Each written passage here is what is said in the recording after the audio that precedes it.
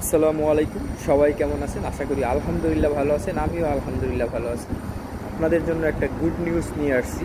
যারা দুবাইতে আছেন হাই প্রফেশন ভিসা এবং পার্টনার ভিসায়, আপনারা যদি পাশের দেশ দুবাইয়ের কাছাকাছি দেশ কাতারে যদি আপনারা ঘুরতে যেতে চান, তাহলে খুব সহজেই আপনারা যেতে পারবেন। কাতারের ভিসা খুব সহজভাবেই বের করা যায়।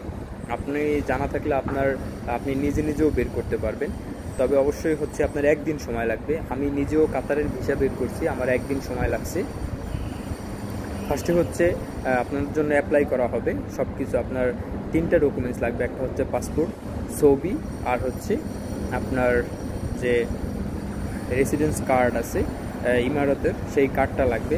এই কার্ডের মাধ্যমে আপনার জন্য অ্যাপ্লাই করা হবে।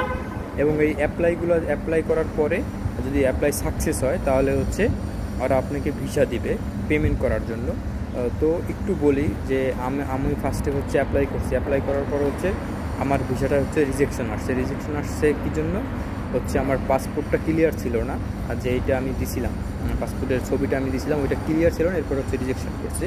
এরপর আবার আমি সাথে সাথে পাসপোর্ট ক্লিয়ার করে স্ক্যান করে তারপর আবার দিছি। এরপর আমার কত 7-8 ঘন্টা পর ইমেল আসছে যে টাকা পেমেন্ট করতে। আপনার কত টাকা পেমেন্ট করতে হয়, এটা গভর্নমেন্ট একটা চার্জ আছে কাতারের এই ভিসার। এটা 100 দিরহাম আপনার চার্জ আসে। হয়তো দেখা গেছে সব খরচ নিয়ে 110 টাকা 12 টাকা কাটে। আর আপনি যদি বিভিন্ন এজেন্সিতে যদি না পারেন, আপনি যদি কোনো এজেন্সির দ্বারা কাজ করাতে চান, তাহলে দেখা গেছে তারা 150 দিরহাম বা 200 দিরহাম নেয়, 180 দিরহাম নেয়। তারা আপনার জন্য অ্যাপ্লাই করে দেবে। সেই জন্য সার্ভিস চার্জ নেয় 50-60 দিরহাম করে সার্ভিস চার্জ নেয়। এবং এটার ভিসার মেয়াদ আপনার 3 মাস থাকবে। আপনি চাইলে 1 মাস আপনি কাতার গিয়ে থাকতে পারবেন।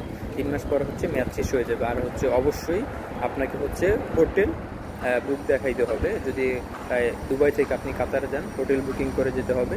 হোটেল বুকিং চাইলে আপনি ফ্রিতে করতে পারেন। এবং গিয়ে আপনাদের যদি ফ্রেন্ড সার্কেল থাকে বা আত্মীয় স্বজন থাকে, তার বাসায় আপনি থাকতে পারবেন।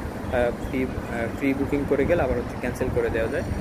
খুব সহজেই আপনি ওয়েবসাইট আছে, অনলাইনে গিয়ে কাতারের হোটেল বুক করা যায়। অনেক সময় আমার একটা ভাইয়া গেছে, আমি তারা জিজ্ঞেস করছি, আমিও রিসেন্টলি যাব কাতারে।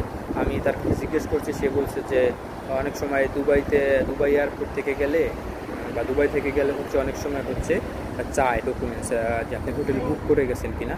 অনেক সময় চায়, অনেক সময় চায় না। তো এটা রিস্ক নেওয়া দরকার না। আপনারা অবশ্যই হোটেল বুক করে যাবেন।